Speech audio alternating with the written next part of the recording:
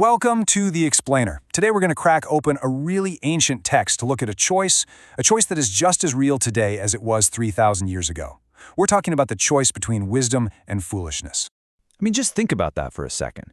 In a world where we're drowning in information and all kinds of advice, what if you had a clear, time-tested manual for just navigating life? Well, that's pretty much the claim of the Book of Proverbs. This isn't some abstract philosophy. It's meant to be a practical guide for living well. So let's see what its whole mission is. What's great is that the book doesn't waste any time at all. It gets right down to business. Right at the beginning, it lays out its mission statement, telling us exactly what it's designed to do. But this isn't just a list of rigid rules, like a do this, don't do that kind of thing. It's really more like a toolkit for building your character. The whole goal is to gain wisdom and insight and to learn prudent behavior. You're supposed to learn to do what's right, not just because someone told you to, but because you've actually developed the judgment to understand why it matters. And here's the thing. All of this incredible knowledge, all this potential for a better life, it all hinges on a single foundational decision. It's like a fork in the road that every single one of us has to face. The entire first chapter is basically built around this one central idea. It's a dramatic showdown, a huge contrast between two completely different ways of living. You've got the path of the wise on one side and the path of the fool on the other. And this right here, this is the line that defines those two paths. Now, according to the text, the fear of the Lord isn't about being scared. It's more about having this sense of awe and respect for a moral order that's bigger than you are.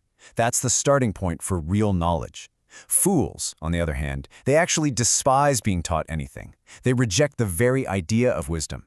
And this really gets to the core difference in their whole attitude. The wise person, they're a lifelong learner. They listen, they look for guidance, they accept advice. It's a mindset of being teachable, almost like what we'd call a growth mindset today.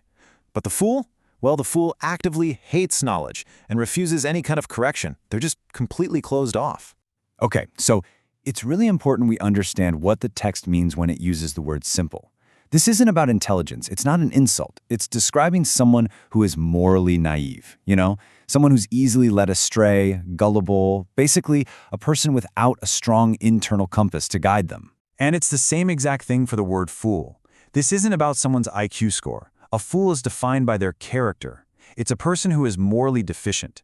They know the difference between right and wrong, but they just consistently choose wrong. So the crucial point here is that this is a moral framework, not an intellectual one. Now, to make this choice feel totally real, the text doesn't just give us a bunch of definitions. It actually tells a story. It paints this vivid scene of temptation that, honestly, feels like it could happen on any street corner today.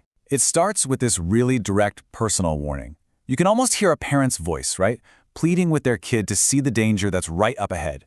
The temptation is coming, and they want you to be ready. And wow, the temptation is not subtle at all. It's a blunt invitation to violence and crime. There's no sugarcoating it here. It's a call to join a gang and prey on innocent people for a profit. And here it is. Here's the hook. It's a promise of easy money and a sense of community. Get valuable things, fill your house with plunder, and, hey, we'll all share. It's the classic sales pitch of the shortcut. You get wealth without work, and you get a sense of belonging without having to build any real character. But here's the twist, and it's a big one. The text warns that this path is a total trap. The very same men who lie in wait for others' blood are, in reality, setting an ambush for themselves. That ill-gotten gain doesn't bring prosperity, it takes away the life of those who get it.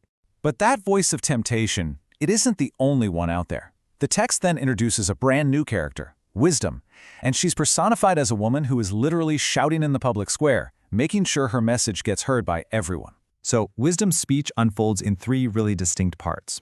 First, there's this sharp accusation. She calls people out for loving their own ignorance. But then, she makes a genuine offer. She invites them to change, and she promises to share her teachings freely. But it all ends with this absolutely chilling warning. If you ignore me now, don't you dare come crying to me when your choices lead straight to disaster. So the chapter and the choice it presents ultimately leads to two very, very different destinations, and they are unavoidable. It lays out the final consequences of the path you decide to walk. And the contrast just couldn't be more stark. For those who ignore wisdom, they will eat the fruit of their ways. They reap what they sow.